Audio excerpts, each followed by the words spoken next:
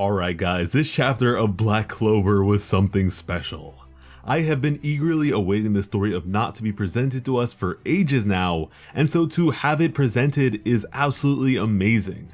With the previous chapter, in recognizing the precarious nature of their current predicament, being faced with the threat of not only a fully powered Dante, but also two exceedingly synergized high-ranking devils, Nacht decided that the best course of action for them would be separation. And so with the combined use of Devil Union mode Gallus and Canis, he was able to relocate the twin high ranks to a cathedral, leaving Dante up to Jack.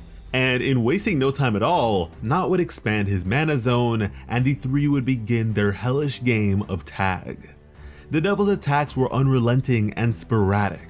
Nacht would narrowly evade, but was unable to deal any damage to the fiends at all. Because of this, the best he could do was continue to evade and hope to stall them as long as possible until his life is taken. Now thoroughly being driven by his unwillingness to forgive such horrendously evil creatures. From there, we'd be provided a flashback in regards to the twin brothers of the noble family of Faust. The younger of the two would urge his delinquent brother to join the Magic Knights, but the older of the two would refuse.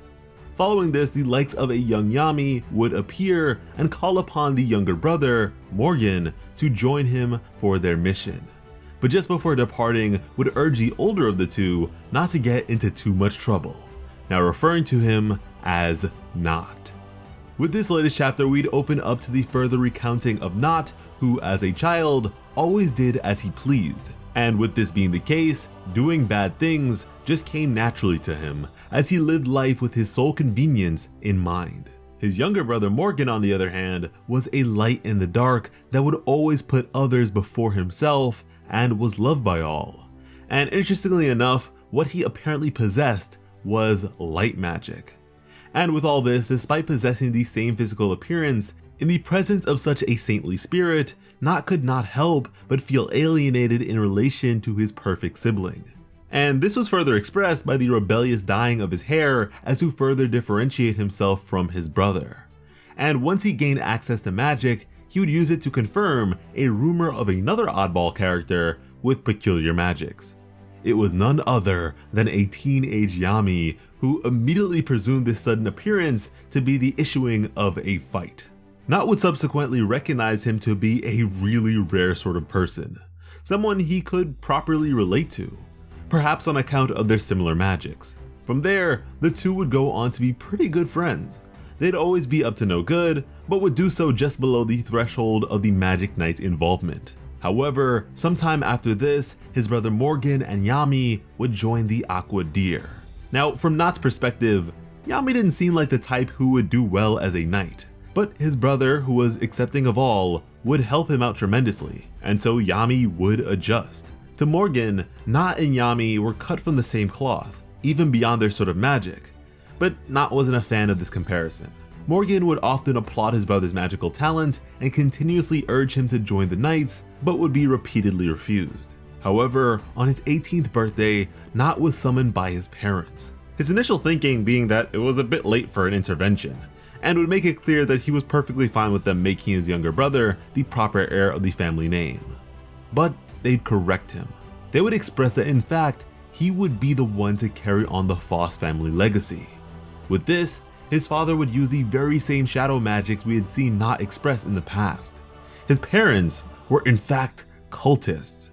Cultists dedicated to the study of devils, whose dark ways had clearly been extended to Nacht as well.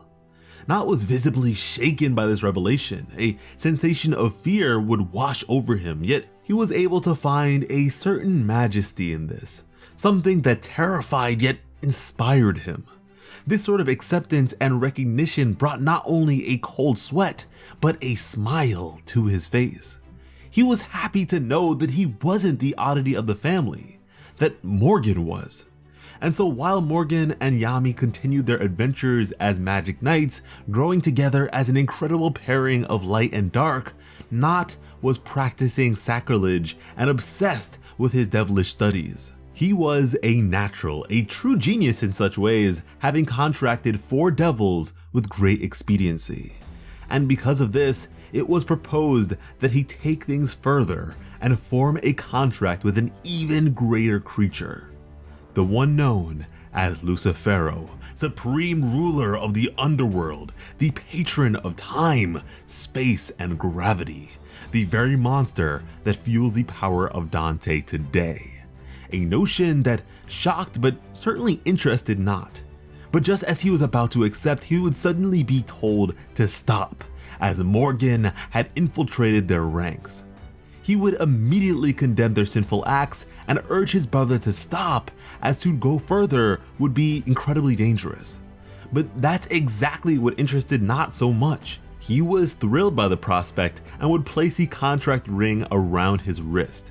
He wanted to fully embrace the difference between him and his brother, that right then and there he'd surpass his limitations. But he had no idea of the power beyond him. The presence to arise was far too great. Even when it should have been suppressed by the nature of the ritual, its magical power was excessive. Darkness would claim the forms of all those around, as his parents and their followers would be immediately killed. A generally unheard of feat, considering summoned devils typically can only target or cause harm to those that called them forth. And at this point, Not's body was unmoving. Not due to a magical incantation per se, but rather an overwhelming sense of dread and terror. It was then that he knew, just as Luck was able to sense previously, that such a high-ranking devil is something man should never dare approach. As from behind, Morgan would frantically grip onto his older brother's wrist. He was trying his hardest to cancel the ritual by destroying the associated relic. A noble intention with untold dangers. However, he would succeed, and do so at the cost of his own life.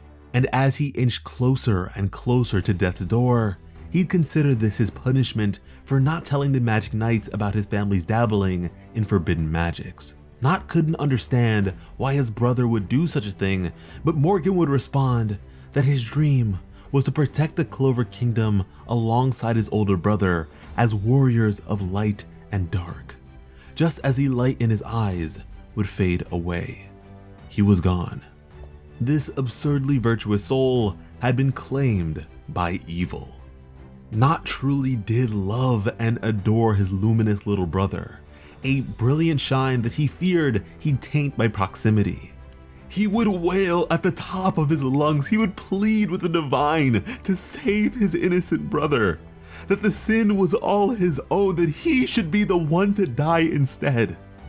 But just then, he would recognize the false entitlement of his own words, that for as long as he has lived, he has only thought of self, questioning what right does such a sinner have to beckon the providence of God, the reality being that no one could save him now, and he would continue to live not only out of revenge, but as penance for his foolishness until the end of his days. In the present, his mana zone would subside as he was thwarted by the might of these two devils. He would then express that he's not here to be the light in the dark and correct evil, but rather to destroy evil before it can make its way to good people. And so again, Not would speak of surpassing his own limitations and would look up to these two as he was not done yet. And that was the chapter. Goodness gracious, as if my adoration for this character could be any greater. This was such a tragic tale that so brilliantly tied together virtually all that we know about the character, and managed to do so in a concise manner without diverging from the heft of the arc. And listen man, it is a crying shame that Morgan was lost, as by this time, I'd imagine he'd be a guild captain himself by now. Or perhaps even the next Wizard King, all things considered.